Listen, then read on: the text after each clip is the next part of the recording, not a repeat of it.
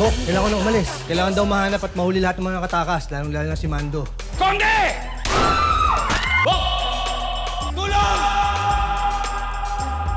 Base po sa X-ray at CT scan results niya, wala naman pong tinamaang vital organs. Nakatakas daw si Mando. Oo, Konde. Sakto na yung pagkante ngayon. Yung pimple patch drugs kanina, saan mo nakuha yan? Sa makeup bag ni Anika. Si Anika? You're not putting this on me, Jem. Product sample? Sino tingin mo maniniwala doon? Just stick to the plan, okay? And everything will be fine. Pwede pa. Huwag ka nang sasama doon sa paghanap kay Mando, ha? Paubayan mo na yun sa iba. Sarap naman ng ganun, no?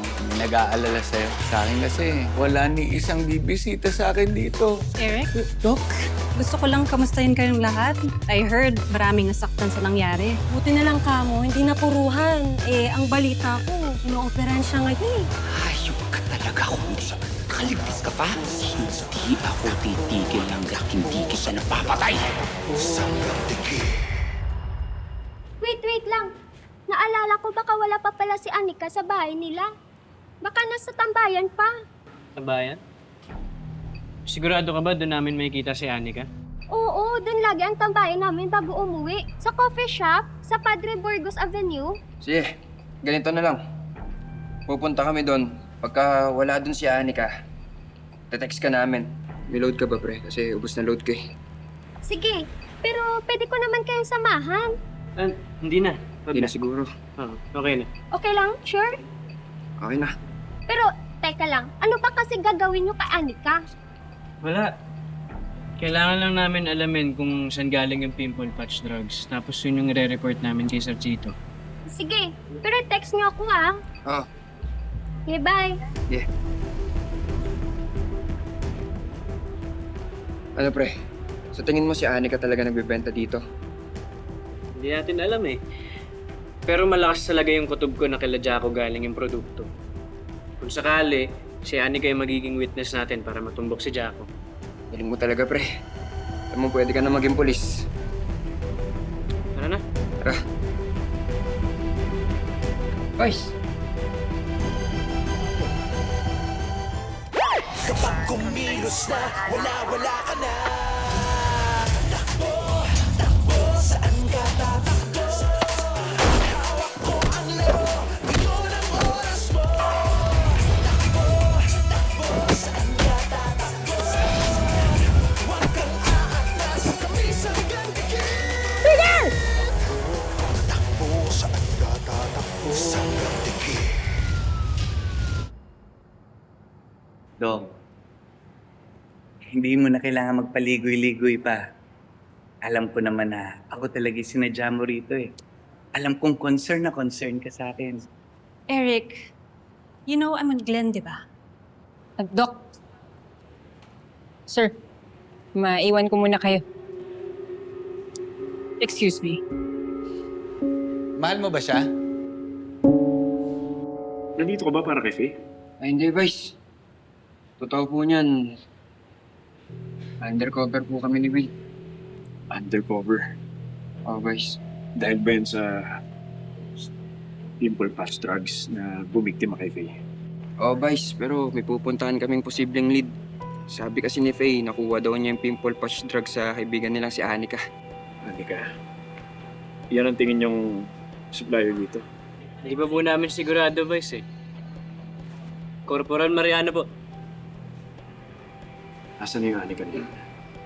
Ang nasabi po sa amin, nasa coffee shop daw po sa may Padre Burgos Ave. Pupuntahan nga po namin ngayon para makausap. Okay, sige. Balitaan niyo ako. Puntahan ko muna si Faye. Sige, boys. Una na po kami. Tara, pre, tara. Sige po. Anong ibig mong sabihin? Ang ibig ko sabihin, mahal mo ba siya? Dahil di ba, kung mahal mo yung isang tao, masaya ka?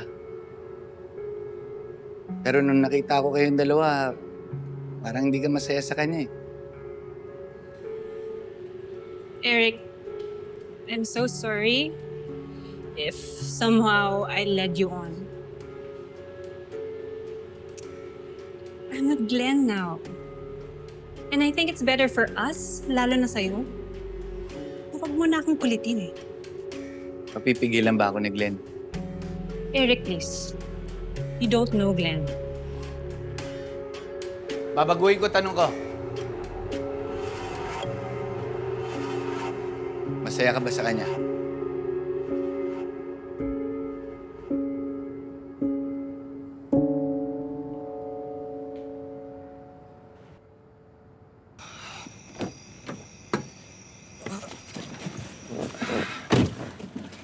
Nangyayan.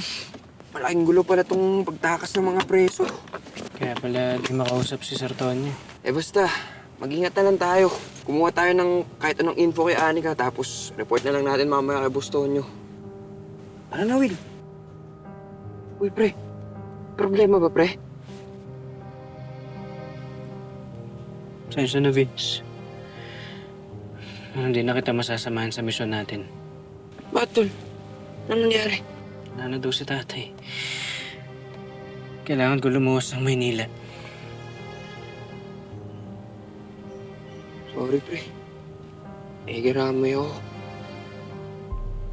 Kukontakin ko yung isang kabatch ko. Nag-undercover naman yung dati kay Lieutenant Conde. Papasab muna ako. Good luck, ha? Sana ma-solve niyo tong case. Sige, pre. Gagawin ko yun. Solve namin yung kaso. Ingat ka.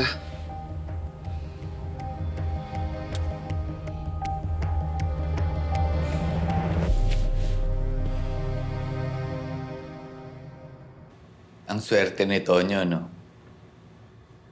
Paano naging swerte, sir? Nabaril na nga eh. Swerte siya kasi may nagbabantay sa kanya. Ako, kala mo ikaw, no?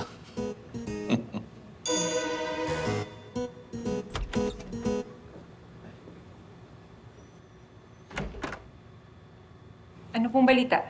Confirm. 5 yung preso nakatakas. At kasama doon si Mandong Warak. Sir, dapat huntingin na natin yung mga yan. Yan talaga ang magiging mandate natin, Garcia. Pero siguraduhin muna natin na maayos ang kalagayan ni Conde. Magdadagdag ako ng bantay dito dahil alam naman natin na matindi ang gahit ni Mandong Warak kay Conde. Excuse me po, sir. Tapos na pong operahan si Lieutenant Conde. Dadalhin na po siya dito sa kwarto. Maraming salamat.